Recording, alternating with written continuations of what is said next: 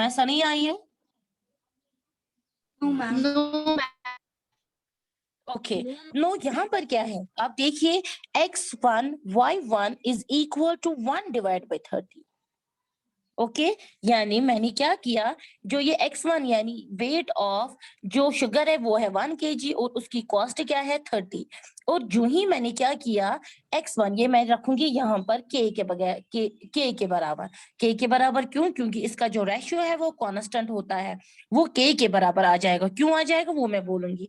अब दूसरी क्वांटिटी जो मैंने ली, ये x1 ये y1, ये है x2 ये है y2। अब आप देखिए x2 is equal to y2, वो हमें क्या है 33/90 यानी 3/90। अगर शुगर का वेट जो है वो 3 kg है और उसकी जो कॉस्ट है वो है 90 रुपीज। ओके उस टाइम क्या है, मैं बोल रही हूँ जी ये x1 है y1 है, ये आपस में x2 और y2 के बराबर है, क्योंकि ये और ये बराबर है। आपको लग रहा है 1/30 और 3/90 बराबर है? क्या 1/30 इज इक्वल टू 3/90 है? कैसे? इस 3/90 को हम क्या करेंगे, सिंपलेस्ट फॉर्म में लाएंगे। देखिए 3 1 are 3, 3 3 are 9, 0, 1/30 is equal to 1/30। तो यहाँ पर जो है ये इसका रेशियो जो है वो किसके बराबर है, यानी x1 y1 जो है इज इक्वल टू x2/y2। और ये आपस में क्या है, इसी को हम बोलते हैं कि ये डायरेक्ट प्रपोर्शन में है, क्योंकि जब एक क्वांटिटी बढ़ रही है दूसरी भी बढ़ रही है। अगर एक कोई चीज जो है क्वांटिटी अगर वो कम होती जाएगी तो दूसरी की जो वैल्यू है उसकी भी वैल्यू क्या हो जाएगी, कम। यानी ये x/y1 जो है इसीलिए ये k के बराबर है, क्योंकि ये आपस में क्या है, ये x एंड y ये डायरेक्ट प्रपोर्शन में होता है। समझ आ रही है बात? यानी we say that x and y are in direct proportion if कब होती है, जब x and y जो है वो x के बराबर होता है, या हम इसको बोलते हैं k के बराबर हम रख सकते हैं। समझ आ रही है बात? Yes ma'am. अब आपको आया समझ कि डायरेक्ट प्रपोर्शन क्या होता है? Yes ma'am. यानी वो say that x and y जो है वो डायरेक्ट प्रपोर्शन में है। इस तरीके से यहाँ पर जो है 5/150 यानी x जो है y1 इज इक्वल टू, ये कौन सी है, x3 is equal to y3, क्योंकि ये डायरेक्टली प्रपोर्शन में। देखिए क्यों, अगर x1 जो है 1 वो है 1/30, x3 y3 जो है वो है 5/50। आपस में कैसे इक्वल है, 5 1 और 5 5 3 और 15 बन गया 1/30 1/30, है कि नहीं? तो यहाँ पर जो है यानी आपको क्या रखना है याद, वो say that x and y are in direct proportion if x by y is equal to k या इज इक्वल टू x, क्योंकि ये डायरेक्टली जो है ये हमेशा कांस्टेंट रहता है, ये आपस में इनका जो रेशियो है वो इक्वल होता है। यानी एक्स वाई जो है वो चेंज, ये 1/30 हमेशा रहेगा, क्या ये चेंज हो जाएगा?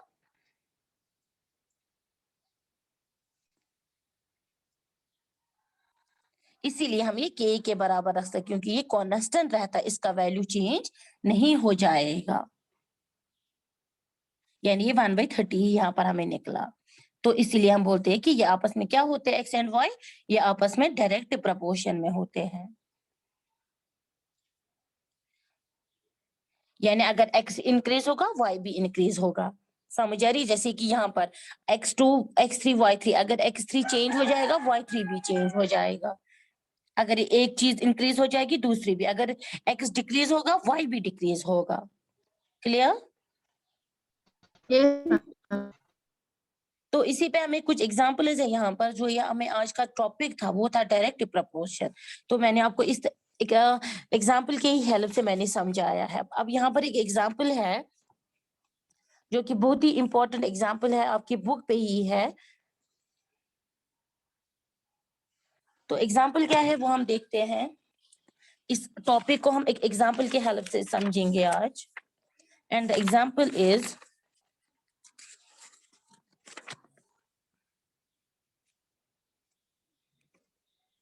देखिए suppose the length of a cloth is x metres and it is cost in rupees y। यानी यहाँ पर हमें टेबल दिया गया है, टेबल इस तरीके से है। x by y, okay, 2 y2 4 y3 5 2 10 10 y4 13 y5, okay. दो सपोज जो x है ये है लेंथ ऑफ क्लोथ मीटर्स में, इन मीटर, और y जो है वो है कॉस्ट इन रुपीज, ये है x, ये है y। समझ आ रही है कि बात की नहीं? हमें क्या बताना है, as the length of cloth increases cost of the cloth also increase. कह रहे हैं अगर इसकी जो लेंथ है वो इंक्रीज की जाएगी 2 से, तो ओब्वियसली जो कॉस्ट ऑफ क्लोथ है वो भी क्या हो जाएगा, इंक्रीज, यानी सेम रेशो में रहेगा। इट इज केस ऑफ, वो होता है डायरेक्ट प्रपोर्शन। तो अब अगर हमें यहाँ पर इस y2 का वैल्यू निकालना होगा, अब देखिए यहाँ पर जो है 5 मीटर, क्योंकि ये लेंथ जो है वो 5 मीटर है और हमें दिया गया है 210, यानी लेंथ ऑफ क्लोथ अगर 5 मीटर होगा उसका कॉस्ट क्या है 210, क्योंकि यहाँ पर दोनों गिवन है, लेंथ भी और रुपीज भी। बात समझ आ रही है कि नहीं? ओके, तो यहाँ पर क्या है, हम यहाँ पर लिख सकते हैं जो x1 है, x जो है वो है 5 और y1 जो है वो है 210, यानी 5 मीटर क्लोथ का जो कॉस्ट है इज इक्वल टू रुपीज 210। अब यहाँ पर आप देखिए, फर्स्ट हमने क्या लिया, फर्स्ट में है 2, अगर लेंथ ऑफ क्लोथ जो है वो है 2 मीटर, यानी लेंथ ऑफ क्लोथ जो है वो है 2 मीटर, ओके। और उस टाइम उसका कॉस्ट क्या है y2, यानी ये कैसे आएगा रेशियो, यहाँ पर इट इज 5/210, ये रेशियो है, is equal to ratio 2 divide by, यानी y2, क्योंकि ये x2 है ये y2 है। यहाँ तक क्लियर समझ आ रहा है सबको? जी तो मैम। ये दोनों आपस में क्या होंगे, they are in direct proportion, okay. तो कैसे निकालेंगे, यानी हमें y2 का वैल्यू निकालना है कि अगर लेंथ ऑफ क्लोथ जो 2 मीटर का देंगे तो ओब्वियसली ये आपस में इक्वल होंगे, जो इक्वल दोनों आपस में इक्वल साइन है, तो हम क्या करेंगे 5 इंटू y2, ये क्रॉस मल्टीप्लाई हो जाएगा, 5 इंटू 1 2 एंड 2 इंटू 210। समझ आ रही है बात की नहीं? Yes ma'am. ओके, ये बन जाएगा 5y2 इज इक्वल टू 0, 2 1 2 2 2 4, यानी y2 का वैल्यू क्या आ जाएगा 420 डिवाइड बाय 5, ओके। नाउ इसको हम कैंसिलेशन करेंगे, 5 1 5 5 8 40, 2 बच गया, 5 4 20, यानी y2 का वैल्यू क्या आ गया 84, यानी यहाँ पर जो ये y2 है उसका क्या है, यानी 2 मीटर का जो कॉस्ट है वो है 84। समझ आ रही है ये बात? Yes ma'am. जब हमें पता था ये आपस में डायरेक्ट प्रोपोर्शन में है तो उस टाइम हम y2 का वैल्यू निकाल सकते हैं। सेम तो यहाँ पर 84। अब दूसरा जो है यही है, x1 by y1 is equal to, अब क्या है x3, यानी x3 by y3, x1 हमें पता है इट इज 5 डिवाइड बाई 210, और दूसरा में यहाँ पर क्या है 4 by y3, यानी y3 का हमें वैल्यू निकालना होगा, लेकिन ये दोनों आपस में डायरेक्ट प्रोपोर्शन में है, तो सेम मैंने क्या किया, cross multiplication, 5y3 210 is equal to 4। ये टेबल हमें कंप्लीट करना तो इस तरीके से करना है, 5y3 इज इक्वल टू 4 0 और 0, 4 1 और 4, 4 2 और 8। स्टूडेंट्स यहाँ तक क्लियर है? Yes ma'am. किसी को कोई confusion? Yes ma'am. Okay, now 5 यहाँ पर क्या आ जाएगा y3, मसरूर अब्बास ये कौन है? हमारी क्लास में तो कोई मसरूर अब्बास नहीं है। चलिए, y3 is equal to 840 divide by 5। Now 5 से कैंसिलेशन करेंगे y3 का वैल्यू निकाल के। नाउ 5 1 और 5 3 5 5 6 30 4 5 8 40, यानी y3 इज इक्वल टू 168, यानी y3 का वैल्यू क्या आया, जब 4 मीटर्स अगर क्लोथ की लेंथ होगी उसका कॉस्ट क्या है रुपीज 168। समझ आ रही है बात? Yes, ma'am. Yes. ओके तो नेक्स्ट जो है वो है y4। सेम क्या करेंगे 5/2 सॉरी हाँ 5/2 10 is equal to 10/y4।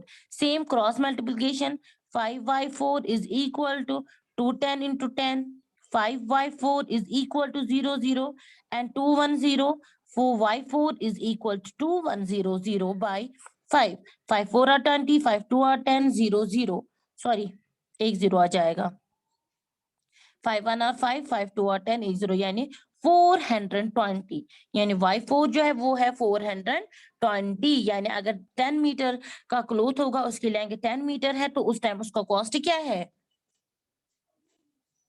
420। 20.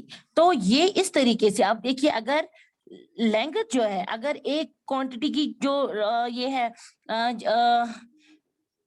Length जो है यहाँ पर अगर वो इंक्रीज हो रहा है तो सेम उसका कॉस्ट भी क्या जा रहा है बढ़ता जा रहा है Increase. ओके इंक्रीज हो रहा है तो दोनों ये आपस में क्या है डायरेक्ट प्रपोर्शन में। अगर आप देखेंगे इस 410 को 10 के साथ यानी ये क्या है इट इज 10/420 है कि नहीं। Yes, ma'am.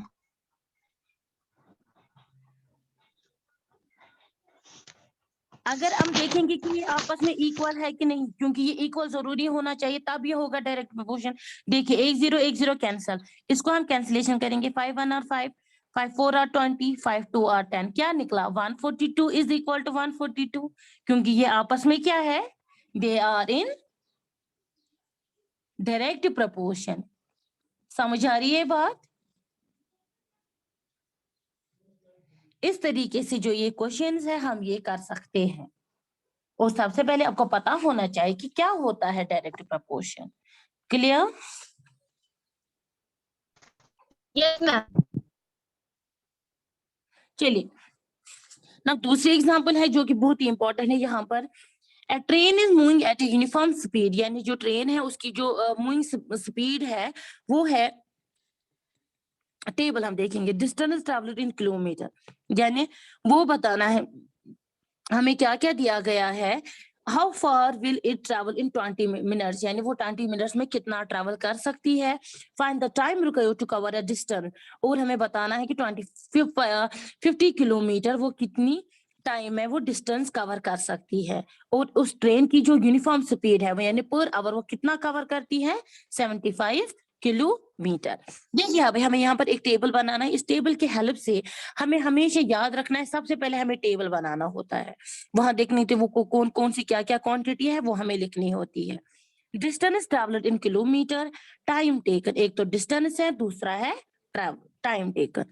डिस्टेंस ट्रेवल वो हमेशा किलोमीटर में होता है टाइम जो है वो हम मिनट्स में यानी सबसे पहले यहाँ पर हमें दिया गया है 1 घंटे में वो यानी 60 मिनट्स होता है 1 आवर कितना कवर करती है वो 75 किलोमीटर। हमें बताना है 20 मिनट्स में तो उस टाइम हमें डिस्टेंस जो है वो x होगी ओब्वियसली क्योंकि हमें डिस्टेंस पता नहीं है लेकिन मिनट्स हमें पता है। दूसरे में हमें क्या है हमें दिया गया है डिस्टेंस लेकिन टाइम हमें पता नहीं है तो इसलिए ये x और y आ जाएगा। लेकिन यहाँ पर जो है ये दोनों जो है अगर ये 75 1 घंटे में 75 है तो ओब्वियसली ये जो 75/60 है ये किसके बराबर होगा x डिवाइड बाई 20। समझ आ रही है बात कि नहीं। Yes, ma'am. Yes, ma'am. क्योंकि ये आपस में जो है ये डायरेक्टली प्रोपोर्शनल होता है distance travel in kilometre to time taken.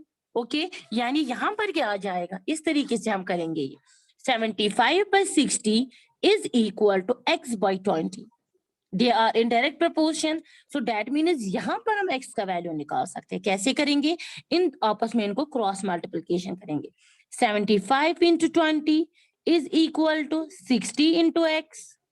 Okay नव ये आ जाएगा 0 5 2 और 10 1 is carry 7 2 और 14 15 यहाँ पर आ जाएगा 60x और ये 60 आप मल्टीप्लाई चला जाएगा यहाँ से okay is equal to x 1 1 0 cancel हो जाएगा।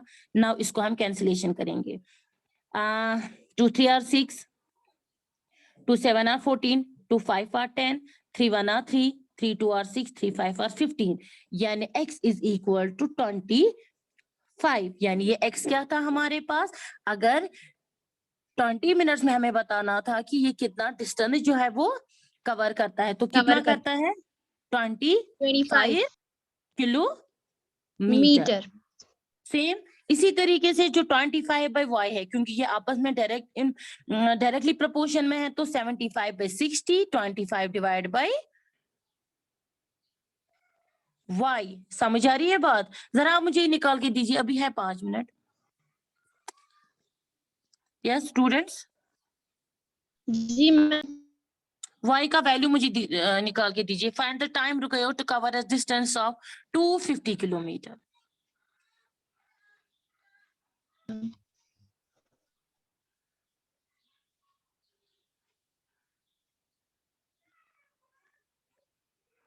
सारे स्टूडेंट्स करेंगे, मैं देखूंगी किसको कितना समझ आ रहा है।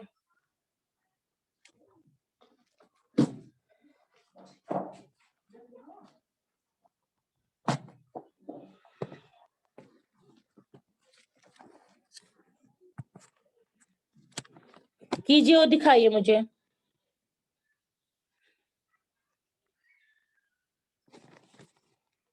एक एक करके सारे कीजिए।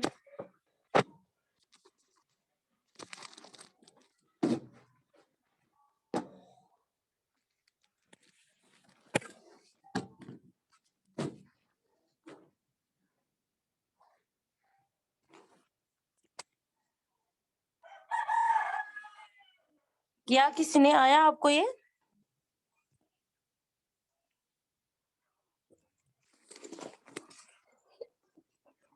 Yes anyone? हादिया, इत्तिका, ये बहुत ही इजी है।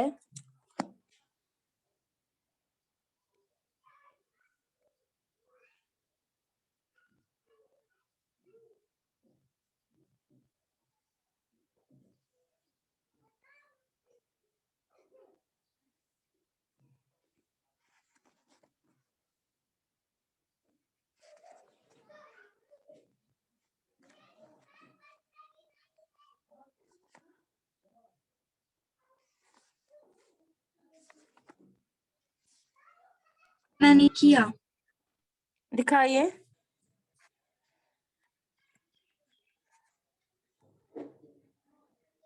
शाबाश, वेरी गुड। यानी उस टाइम क्या होता है 200 मिनट्स। Very good. बाकी बच्चे भी दिखाइए, 1-2 मिनट है अभी। इससे पता चलता है ना किसको कितना समझ आया है, क्योंकि आगे की जो एक्सरसाइज है, एक्सरसाइज जो है 12.1 जो कि हमें कल करनी है, वो इन्हीं पे सारे क्वेश्चंस है। अगर आपने अच्छे से ये टॉपिक समझा होगा तो आप तभी एक्सरसाइज के क्वेश्चंस कर सकते हैं।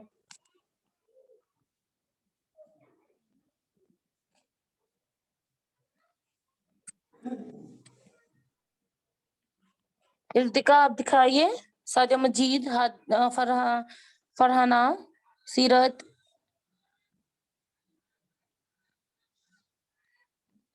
शाबाश, very good. Sadia, Farhana, good. इल्तिका,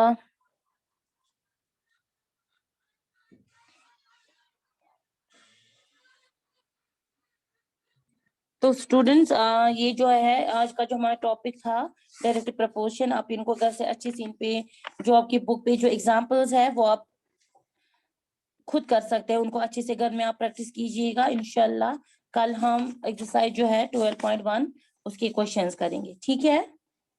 I hope आपने आज का टॉपिक अच्छे से समझा होगा। किसी को कोई क्वेश्चन है? Yes? No ma'am. No ma'am. No चलिए मैम। स्टूडेंट्स, आज के लिए बस इतना ही। अल्लाह हाफिज।